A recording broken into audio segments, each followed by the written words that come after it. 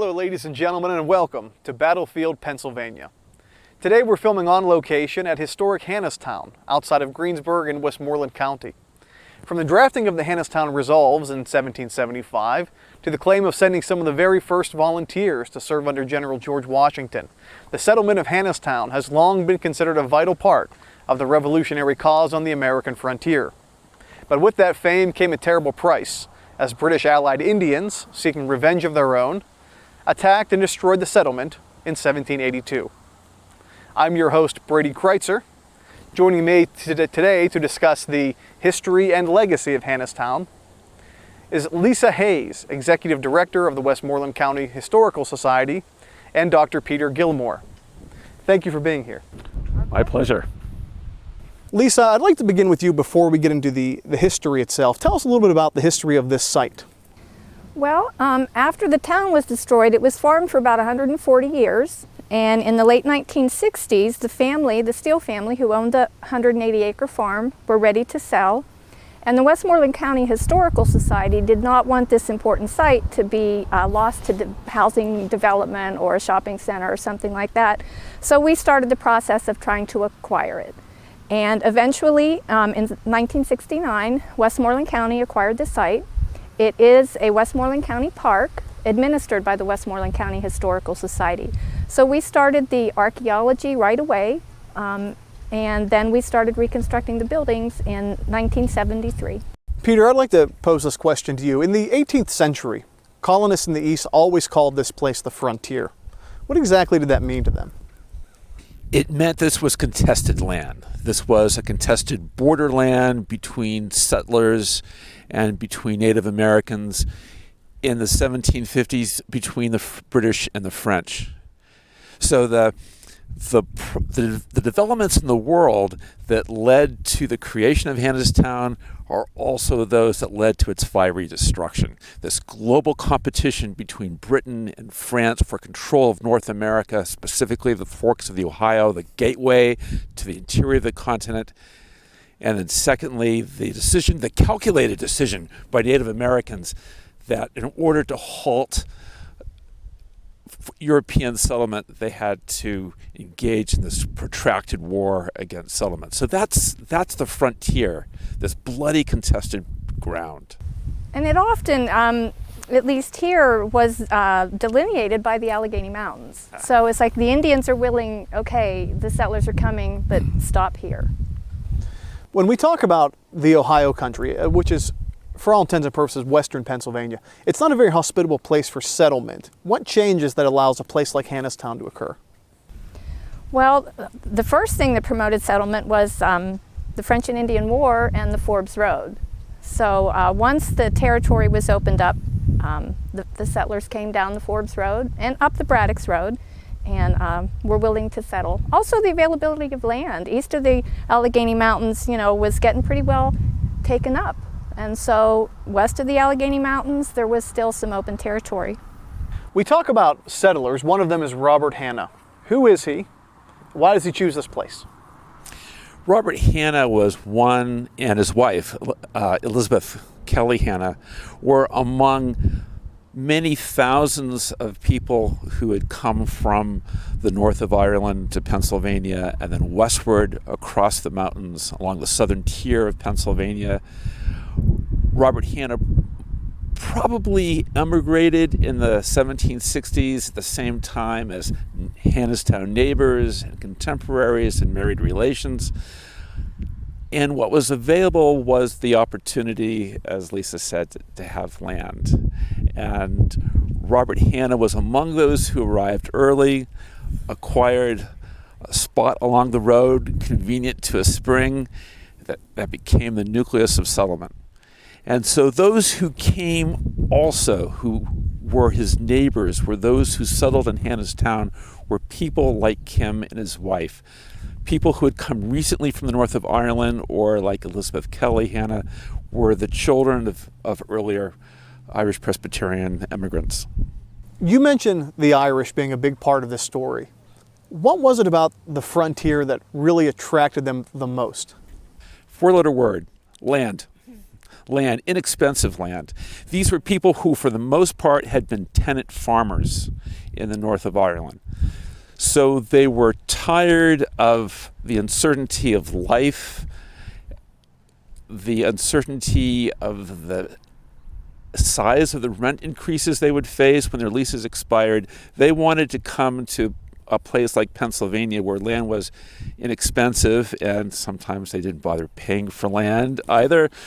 But it was a place where they could be independent of landlords, of an established church. They could create their own communities, worship their own way. Lisa, what are some of the dangers for a family choosing to live here? Well, there was the natural dangers like rattlesnakes. When we formed a flag, the rattlesnake was prominent on it as a warning that, to watch out. So rattlesnakes were certainly a problem.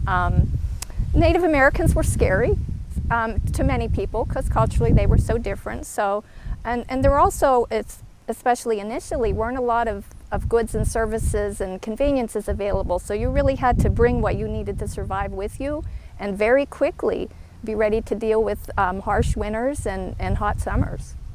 And wolves and bears, things that you don't see around here anymore. But it was typical for families to, if they had a couple of sheep, to bring the sheep in with them because they would be gone in the morning. They'd be wolf food. If we were to have visited Hannastown in the 1770s, walk the streets, what are some of the things we'd see? Well, if you came during court, you would see lots of people crowded into town.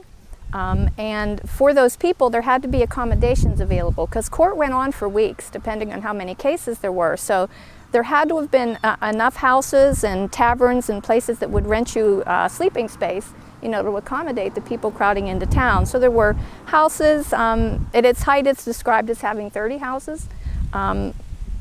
Outbuildings, certainly a very prominent road, so there would always be people traveling down the road. You would see a jail, a pillory, a whipping post. Those are all in the court records. And you would see kitchen gardens and some larger outlots where, acres where people planted good, grains and corn. If I could add to that for just a little bit, by our standards, it would be a pretty shabby place. But coming out of the mountains, coming out of forests, amazing, this conglomeration of humanity and buildings. 20 to 30 buildings, not big by our standards, but huge if all you've seen for hours is maybe that lone cabin cleared in the mountain forest. Is there anything else that rivals Hannastown west of the Allegheny Mountains in the 1770s? Well, around Fort Ligonier and Fort Pitt, there were settlements. Around the fort, the military contractors were necessary to the functioning of the army. So there would have been settlements around the fort, but no town like this, just the cabins and little farmsteads that Peter referred to. It was a way station between Forts Ligonier and Pitt, but that made it important. It was an important site for that reason, because there was nothing else. Hannastown is named as the seat of the new county of Westmoreland County. How important was that county system to the colony of Pennsylvania? Well, Westmoreland was the last county formed west of the Allegheny Mountains. So it originally encompassed all of southwestern Pennsylvania. People had to have access to a court system. People sued each other a lot in the 18th century. So, but the alternative was, taking justice into your own hands, and that's chaos. And it was very important to the English system of civility that there be order in the community. So the courts brought order. There was a messier reason too, and that is the dispute between Virginia and Pennsylvania. The fact that Westmoreland County comes into existence only a couple of years after the other westernmost county, Bedford, has everything to do, I think, with the royal governor of Virginia's decision, that's Lord Dunmore, to stake out his claim to southwestern Pennsylvania. Fort Pitt for a time becomes Fort Dunmore, and the entire apparatus of Virginia provincial law is established in southwestern Pennsylvania. So this was the attempt by the government of Pennsylvania to say, no, we control this part of the world. And so it was necessary from the perspective of the provincial officials to have some kind of show of administrative discipline here. Peter, was it common for colonies to compete for land? It certainly wasn't uncommon, and Pennsylvania is a notable example. Earlier in the 18th century, Pennsylvania, of course, was fighting with Maryland, hence the Mason-Dixon line. And actually, provincial authorities were directing recent immigrants from Ireland to that border to control that borderline. And Connecticut was claiming the northeastern part of Pennsylvania. New Hampshire and Massachusetts were fighting over the Merrimack Valley. So, yeah, there was some of that going on for sure. I think in early America, people often considered themselves not necessarily Americans, but Virginians, Pennsylvanians, New Englanders, New Yorkers. So they were quite willing to bicker. We talked about the importance of establishing a courthouse. Even the sign for historic Hannastown says, "First courthouse west of the Alleghenies." When we see that, is that a courthouse we'd recognize today? No, when the county was formed in February of 1773, court was stated to be held at Robert Hanna's house until a courthouse and jail could be built. So sometimes court was held in a tavern as a public building. Sometimes it would be held outside if the weather was good. What kind of cases would have been tried? Well, some of the more common cases were your everyday thefts and larceny, a lot of civil cases involving indentured servants. During the Revolutionary War, there were treason cases heard here. Thefts, there were only 2 capital cases heard here. When you come to historic Hannastown today, we see a number of very impressive replica buildings. What are some of the highlights of this site?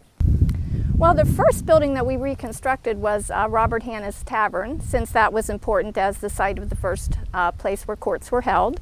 And next to that is the jail.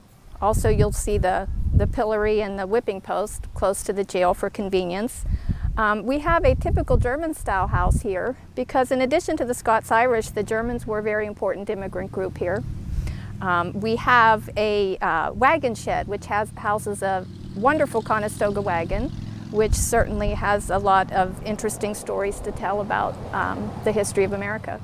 On site here at Hannastown, there's a very primitive but very ominous fortification. What would that have been used for on a daily basis? Well, it was mostly for the people to run to if the Indians attacked, and they were very fearful of Indian attacks. But it was also during the war a staging place for the militia. There were several campaigns raised out of here, and so the militia would gather here. There was a storehouse here so they could get ammunition, powder, that kind of thing. So the townspeople considered it a safe haven from the Indians. The militia used it as a gathering place. Peter, is it common for a frontier community to always have a fort? Not only communities, but smaller places than Hannastown. A collection of farmhouses within a collection of farmhouses, families would designate one as the place of security, the refuge, the blockhouse. And so all around southwestern Pennsylvania, there were blockhouses, which may have been fairly simple affairs. You know, a log cabin that's reinforced, but it's where people in the neighborhood would run in times of trouble. And in the 1770s and 1780s, there were a lot of times of trouble as Lord Dunmore's War bled into the American Revolutionary War. I'd like to talk a little bit about the rivalry between Hannastown and Pittsburgh.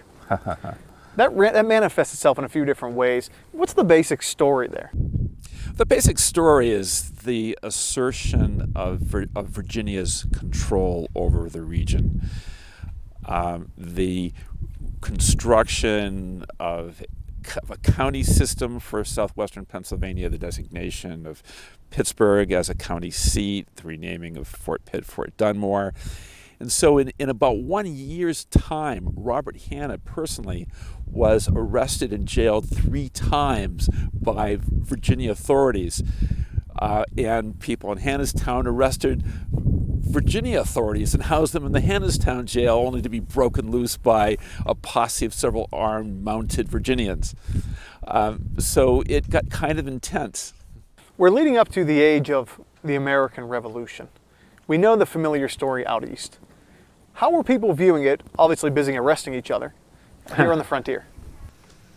Well, news did reach here in a relatively short time. Within a month, the people of Westmoreland County had heard about the incidents at Lexington and Concord. And so the residents of the county gathered here at Hannastown and, I dare say, argued, debated, discussed, what are we going to do about this challenge? You know, our country has fired on its citizens. What are we going to do? So they came up with the Hannastown Resolves. And it was a bold precursor to independence. It was bold, it was revolutionary, it was radical, but it was also a little bit schizophrenic. The resolves asserted that it was intolerable for British troops to have fired on Americans. The resolves called upon the creation of local militia who were pledged to defend America against any invaders, and by the way, called for the election of officers, which was a fairly radical move at the time, when officers were propertied, socially prominent gentlemen who were appointed by other socially prominent property gentlemen. Have officers elected by the ranks was was pretty radical. At the same time, though, the Westmoreland farmers gathered at Hannastown declared their strong loyalty to the king. And they also said they weren't interested in any kind of newfangled constitutional arrangement with Britain. They just wanted things to go back to the way they used to be before the Stamp Act, when America was a happy, contented part of the British Empire. But in the very next resolve, they said, we'll maintain our militia until the British government comes to its senses, or until we have a new constitutional relationship, a general union, they said, of the American colonies. So we're loyal to the king, but you know what, we'll go down that revolutionary road and become an independent nation if we have to. I put it in a continuum that includes the Scottish Covenant of 1638, which said something kind of similar. We fully support the king, we're loyal to the king because we think the king, if he was really thinking, would think just like us. And in the 20th century, loyalists in Northern Ireland declared their loyalty to the monarchy by breaking the Queen's laws and the use of force and violence, also relying on this tradition that dates back to the 1600s. So it's a revolutionary statement, a bold, radical statement wrapped up into this kind of otherwise peculiar statement of loyalty to His Majesty. The frontier is an interesting place. We talk about immigration. We have this idea that's something in the past, but many of these Irish really brought the old world with them. In the case of someone like the sheriff of Westmoreland County, Matthew Jack, he and his brother had recently come from the north of Ireland. Robert Orr, a married relation of Robert Hanna, who raised a company of militiamen from Hannastown, had emigrated in the 1760s, so they hadn't been here long. And their way of seeing the world still had to do with landlords in the established church and a state that was supportive, indeed constituted both, were constituent of both, and were determined to have land and hold on to that land. They were also determined to organize their Presbyterian congregations and to worship each other in ways that would have been very familiar to them growing up, the ways in which their cousins and relatives back in Ireland were still worshiping. If you immigrate to the frontier, you have really two options, Hannastown and Pittsburgh. How do you choose? What's the one major factor that pulls you to one or the other? Well, I think having the courthouse here, or the courts being held here at Hannastown, was certainly attractive, because if you're a businessman, you know that you're going to have steady customers at least 4 times a year. So, you know, that's always a good thing. Of course, Pittsburgh's got to be attractive because of the 3 rivers and easy transportation. You can get anywhere from Pittsburgh. I think, again, it comes down to the land. And few of these folks who have been coming with capital, few of them would have been engaged in businesses. They wanted a piece of land where they could raise food and support themselves. And this is convenient. It's right on the road. I'm guessing because it's not as close to the perception of danger from Indians and hostile foreigners. You know, unfortunately, they were wrong in 1782. It had those attractions. There are those who boldly went west of Pittsburgh and settled in the southwestern corner of Pennsylvania, who with Dunmore's War and then the Revolutionary War, the reality, not just the fear, but the reality of Indian attacks drove them east, drove them back towards Hannastown. People in Hannastown fled east of the mountains, actually. There are letters from the 1780s that describe this region as half deserted because of the fear and the reality of attacks by Indians. When we deal with the American Revolution, especially the East, taxes are inevitably going to come into the conversation. Did the empire have an effective way of really collecting people's taxes here on the frontier? I don't think so. No, probably not. I mean, the taxes what we might compare to taxes would be, you know, the rents that Robert Hanna collected annually on the property owners here. But those were Hanna's. They weren't technically taxes. If I could jump in on that, I think where the issue in terms of the Revolutionary War is present, it's the calculated decision by Native American peoples to ally themselves with Britain. And so Britain becomes the Indian threat in a way. It becomes a continuation of what folks faced back in Ireland in terms of the powers that be putting a limit to their ability to support themselves. And certainly Native American warriors armed and supplied by the British Army are that barrier to their supporting themselves and their family. The Hannastown resolves, very influential. As you've mentioned, make it very clear there is an openness to responding back to the empire. And what is the point of no return? At one point, is the revolution fully on for them here against Great Britain? Well, I would expect the Declaration of Independence, when the East goes for independence, I think, you know, we followed suit enthusiastically to some degree, but there was certainly differences of opinion. There were loyalists here on the frontier. But gradually, as the war dragged on, more and more people came to side with independence. What's interesting is the way that Virginia-Pennsylvania dichotomy influences how the Revolutionary War is shaped in the West, because the man who was appointed the sheriff for the Virginian county based in Pittsburgh was himself a loyalist and followed his master, the royalist governor, Lord Dunmore, to a British ship docked off the Virginia coast. And it was easy, maybe not always accurate, sometimes it was accurate, to label the supporters of Virginia as actually Tories or leaning towards Toryism.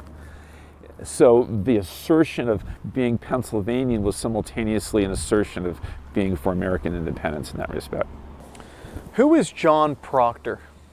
Well, John Proctor had served in the French and Indian War. He had defended Fort Bedford during Pontiac's War, left there by Bouquet.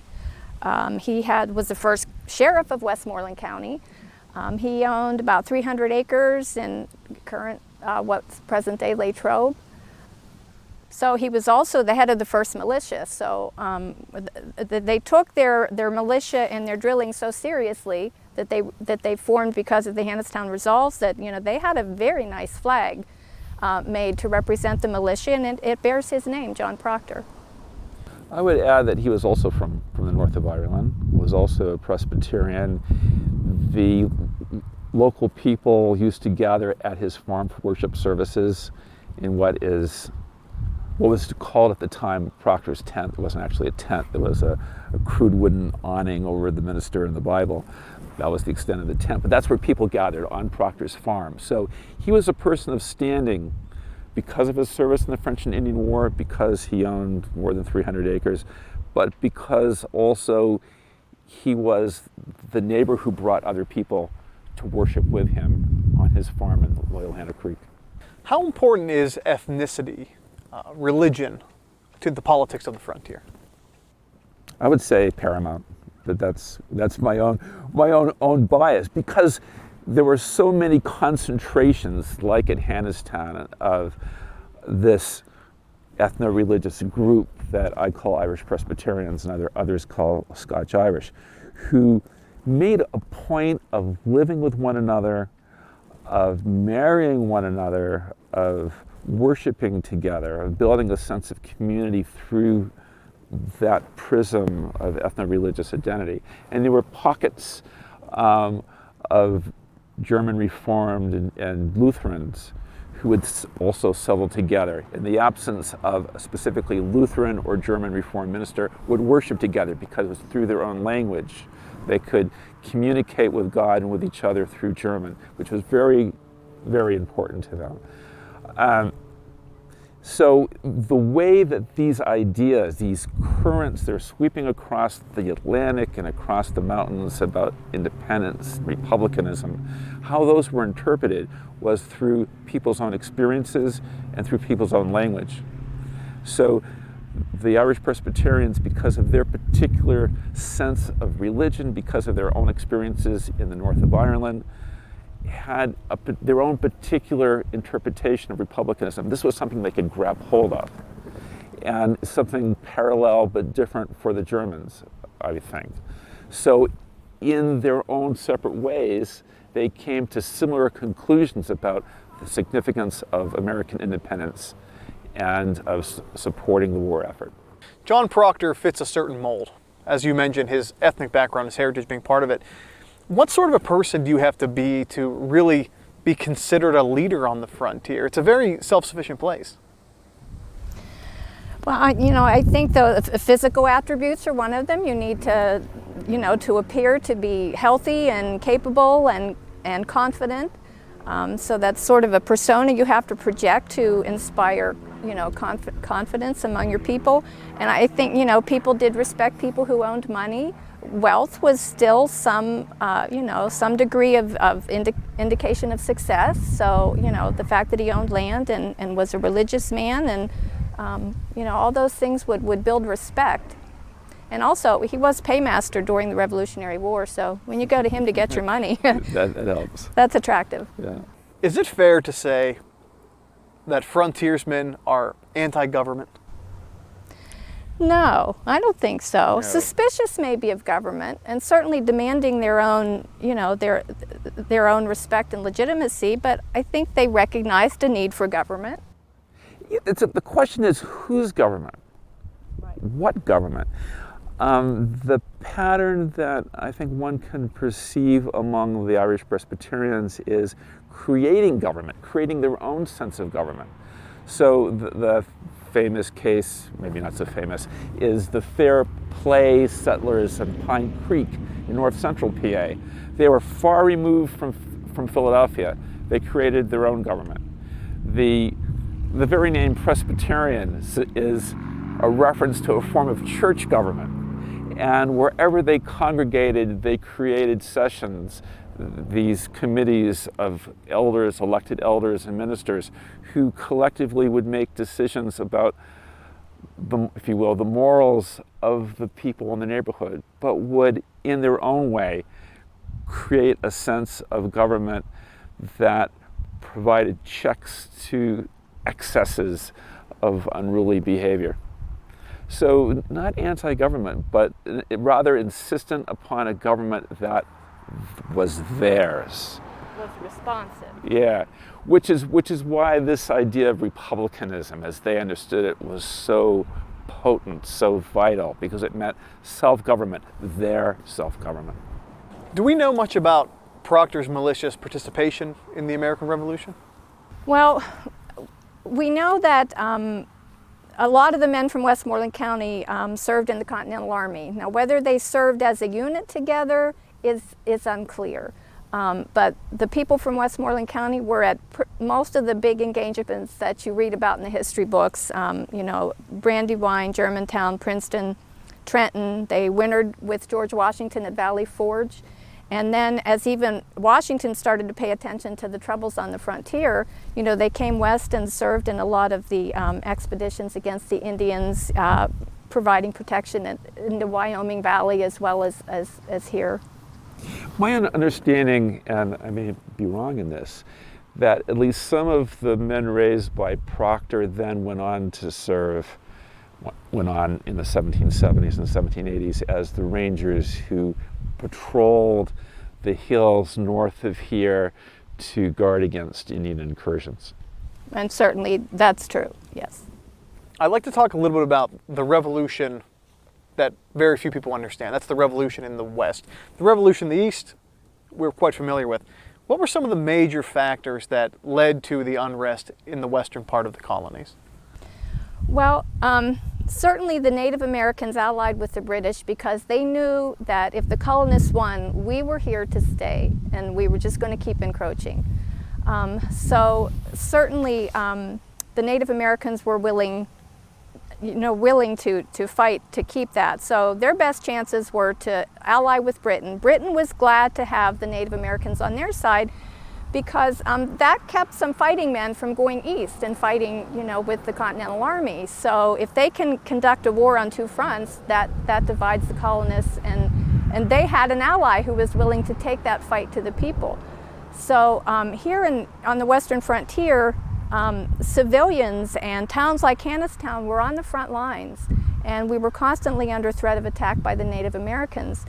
But I don't want to give the impression that the British ordered the Native Americans around. They certainly did not. The Native Americans had their own opinions and their own ways to make decisions and decide what they were going to go. But the British encouraged them. They gave them provisions. They gave them ammunition and guns. And also there were some English rangers and soldiers who accompanied them to try to, give their idea of what they thought the Indians should do. But certainly it was up to the Indians to decide what they were going to attack and how they were going to act. A circumstance of competing strategies. So each of the groups involved had their own vision of how the war should unfold to their benefit. So clearly for the British, it's to distract Washington and the Continental forces in the East. It's to prevent the Western region from supplying food and personnel to the war effort. For the Native Americans, it's to stop the European encroachment. For the settlers in western Pennsylvania, for the townsfolk in Hannastown, it's to survive. It's to hold on to the homes and the farms so painstakingly won from the forest. And survive at a time when many of the men were off fighting either with the Continental Army or on some of the militia expeditions to try to take the fight to the Indians in their own villages. So, the civilians who were here, the men, or the old men, the women, the children, they had to take care of everything that was needed to survive. So these were tough times for these civilians here. Could we talk about some of the major battles, perhaps, of the western part of the Revolution, maybe involving some of the individuals from Hannastown? Well, probably the one that came back to bite them later was participating with Colonel Broadhead in Sullivan's expedition. So that was 1779, and George Washington was trying to put an end to these pesky Native American attacks that were robbing him of supplies and soldiers. So he sent Sullivan up from Philadelphia, and Broadhead left Fort Pitt with a lot of militia from Westmoreland County, Hannastown area, and they were to meet up north. But on the way, they were burning Indian villages at a time of year. It was in August when there was no time to replant. So certainly a lot of those villages were devastated, and they didn't kill that many people in the actual attacks on the Indian villages, but they left them without a way to eat through the winter. So a lot of them died of starvation that winter. So they participated in Sullivan's campaign. Later they were with Lockery in his failed attempt to join George Rogers Clark for another attack in the Illinois country. Many of them were captured or died at Lockery's defeat. They participated with William Crawford when he went again up to Sandusky to try to stop the Indians from in their own villages. So they participated in all those activities. They were with General Hand. And they were all attempts to try to get to Fort Detroit, try to intercept the Indians in their own villages before they could attack. But, you know, the Indians were certainly aware that a lot of these militia that were attacking their villages were coming from Westmoreland County, and they didn't forget. I want to emphasize two of the many battles that Lisa mentioned. The first is Lochree's defeat. I think that's crucial to the fate of Hannastown. Archibald Lochree was another of these Irish Presbyterians who lived near Proctor, what's now Latrobe, agreed to raise 3 companies, one of which was organized by Robert Orr, relation by marriage to Robert Hanna, here at Hannastown. As Lisa mentioned, the Lochree companies failed to meet up with Clark at the appointed time. They were a day or so behind, ambushed on the Ohio, I guess what's now Indiana. Everyone was either killed or captured. And one of those who was captured and taken off to Montreal was Robert Orr, where to his horror and surprise, he meets his relation, Elizabeth Kelly Hanna, and learns of the destruction of the town. Elizabeth Hanna was of no doubt that her captors knew who she was, and they were well aware of where Orr and his men had come from. Then just a month before the attack on Hannastown, in June of 1782, was the Crawford disaster, where the American forces they're supposed to have the element of surprise behind them, but they're the ones who are ambushed, and they suffer heavy losses. Crawford himself was burned at the stake.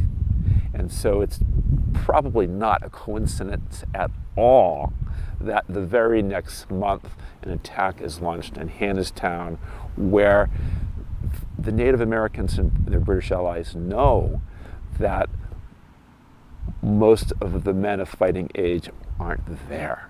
They're dead or captured. If you can put yourself in the place of those townspeople who were here, they've heard of the torture of Crawford. You know, they've lost brothers, husbands, sons in these expeditions, and you know, so they're very vulnerable here, and they know it. They feel that that loss and that sense of fear very much.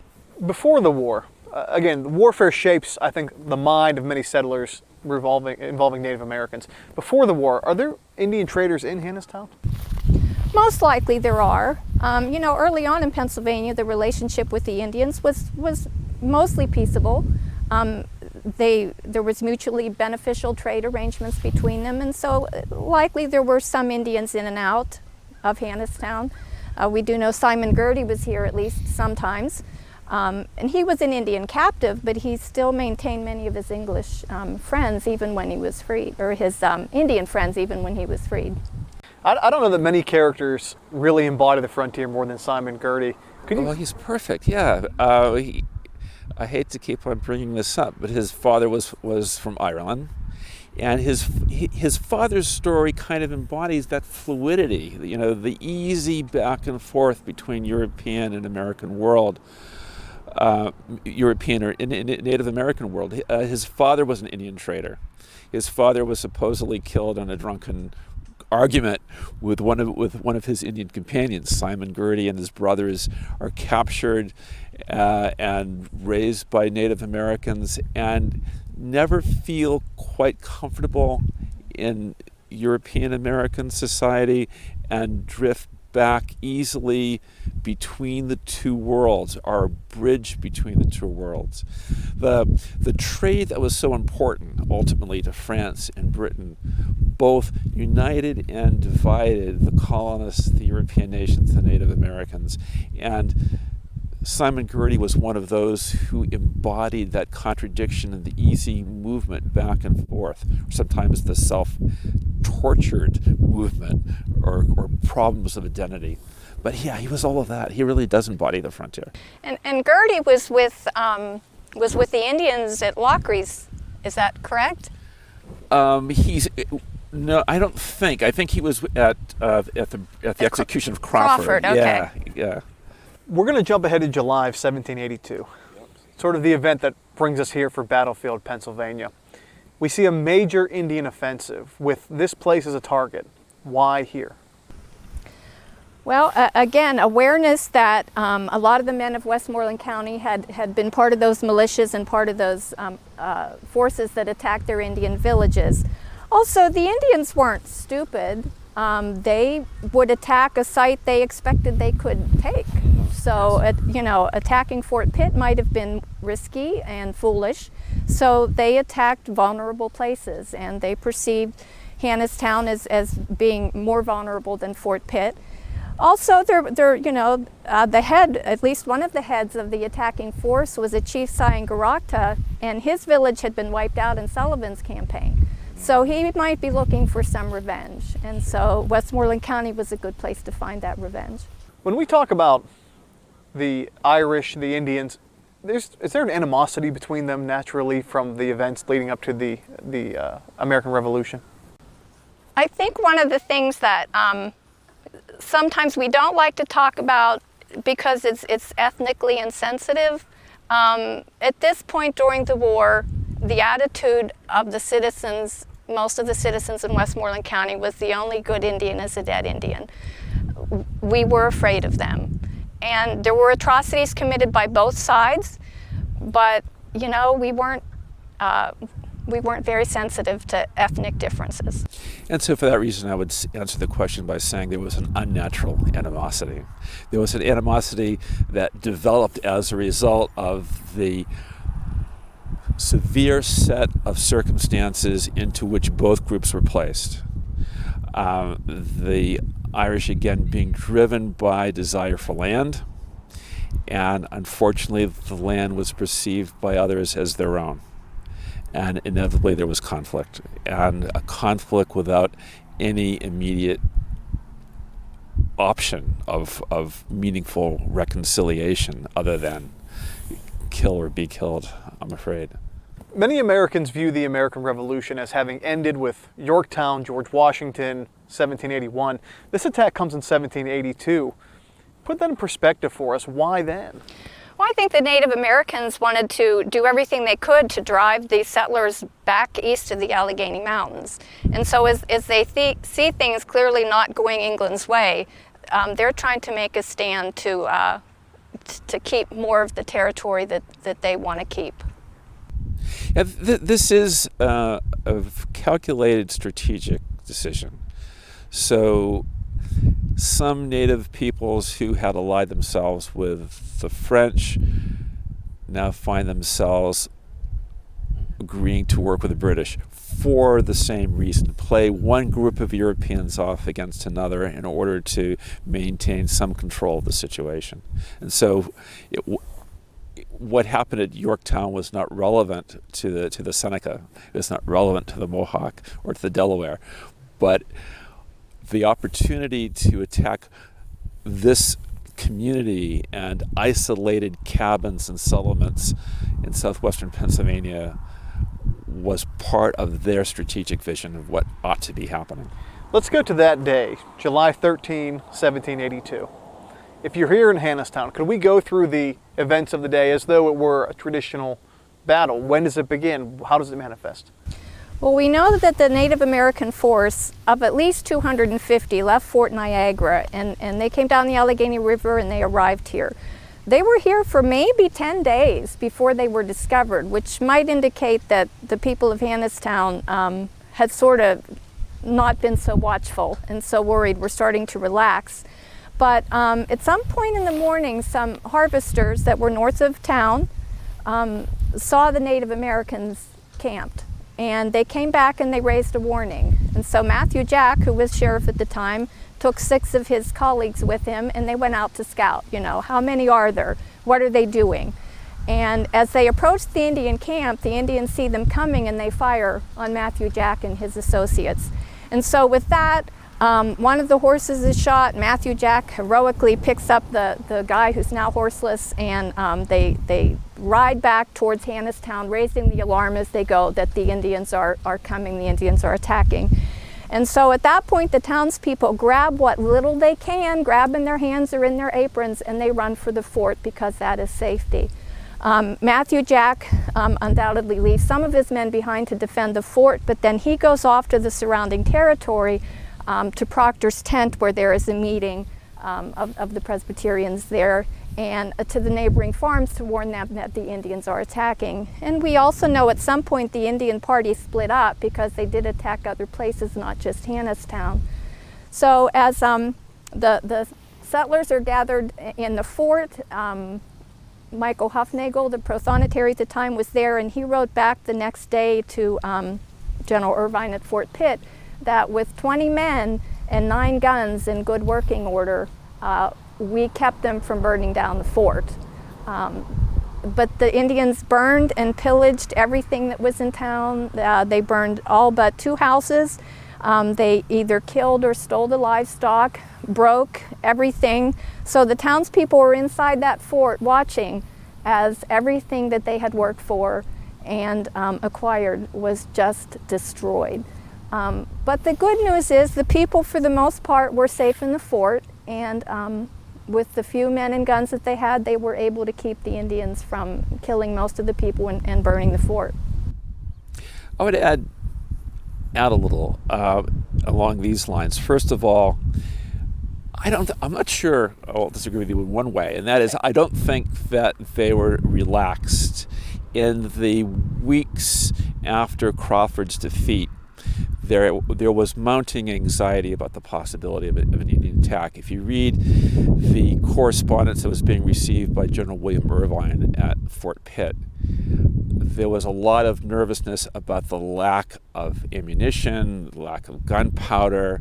There were constant reports, some of them may be false, some of them may be accurate, of Native Americans being sighted outside of Hannastown. In the general vicinity, 1 man had been killed a couple of weeks before the attack. And yet there was this desire among the people here to continue as best they could with what amounted to a normal life. So you had the crew of harvesters reaping the grain 1.5 miles north at land called O'Connor's Fields, but was owned by Hufnagel. There was another group, as Lisa mentioned, attending the preparation sermon that Saturday at Proctor's tent. These Presbyterian communal services went on for 5 days. And there was a wedding party down by Miller's Blockhouse. The Cruikshanks were celebrating a wedding, and weddings, like other festivals, went on for days. And so there were Elizabeth Hanna and other Hannastown folk were down near Miller's at the wedding celebration, and they were among those who were intercepted and captured by one of the war parties.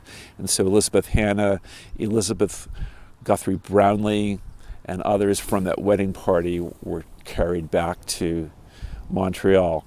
Elizabeth Guthrie Brownlee's husband was a ranger, and he was either known by the Indians by sight, or they heard his name mentioned. They killed him immediately, and the 4-year child of the Brownlees. But people had attempted to live as normal a life as possible on that bright Saturday in July. That's also illustrated by the fact that court was in session. So they were carrying on court, which had been suspended for a while during the war. So, but they did manage to get all the prisoners that were in jail into the fort, and they were safe there. One girl died as a result of the attack. She was trying to get a small child out of the crossfire that was going on, and Peggy Shaw was shot, and she died a few days later. Maybe with good medical care she would have survived. We can't really know, but she didn't get good medical care, so she did die. Isaac Steele was killed here at Hannastown. He was driving some horses into town or into the fort, and the Indians tomahawked him and took his horses. Those were the 2 deaths as a result here at Hannastown, but there were deaths from Miller Station and also in some surrounding farms. Hannastown is completely devastated by this attack, burned to the ground. Does it ever recover? Well, Hanna especially tried to have it recover, but it doesn't really recover. Descriptions of Hannastown after the attack usually reference, a dozen log hovels or huts. Court continued to be held here through 1786. But it was essential to have places for people to stay when court was in session, and there were just getting to be a lot of complaints that, gee, when I have to come to court, there's no place for me to go. And so they started looking for a more permanent place to house court. There's recently been some archaeological work here at Hannastown. What has that revealed about this attack, if you would? Well, it reveals how people were living up to, before and during the attack. This is a very unique archaeological source because of its brief history. Founded in about 1769 when Hanna acquired the property, destroyed in 1786. And then because the town never recovered, it was eventually sold at sheriff's sale and farmed for 140 years, preserving it from development. So what we have here in the ground is a snapshot of how people lived on the frontier during the Revolutionary War. The fact that it was destroyed by the Native Americans meant that when people moved on, they didn't pick up their stuff and take it. They left it here. It was broken, so there was no sense to carry it on with them. So it really is a unique resource in that respect. And it reveals some surprising things. I mean, I think there's some stereotypes that everybody on the frontier, lived on dirt floors and ate off of bark or something. But the material culture here reveals Chinese porcelain, Delft, some very, nice glassware. There was window glass here. So it sort of gives, I think, a lesson of economic diversity on the frontier. There were really poor people here, but there were people who were pretty comfortable too. This was a town after all. It's not the back of beyond where families living together with their pigs and sheep in a hut. It is a town. It's a place where people came for the all-important militia muster and the court sessions.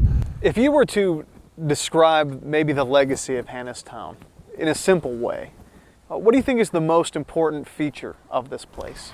I would like people to realize the frontier battle that was part of the Revolutionary War, the Western Campaign. I would hope Hannastown would teach people, partly because of the results, that some of us were educated here in the frontier. We were articulate and thoughtful. I would like that to be part of Hannastown's legacy. And I want Hannastown to teach that the good, the bad, and the ugly and the beautiful. That was all part of our ancestors and the settlers who came here and the founding fathers who delivered the America that we have today. That there were things that they did that were wrong. There were things that they did that were right. They were people, with foibles and strengths. And I want to be able to honestly share, a more complete picture of the Revolutionary War and the founding of America.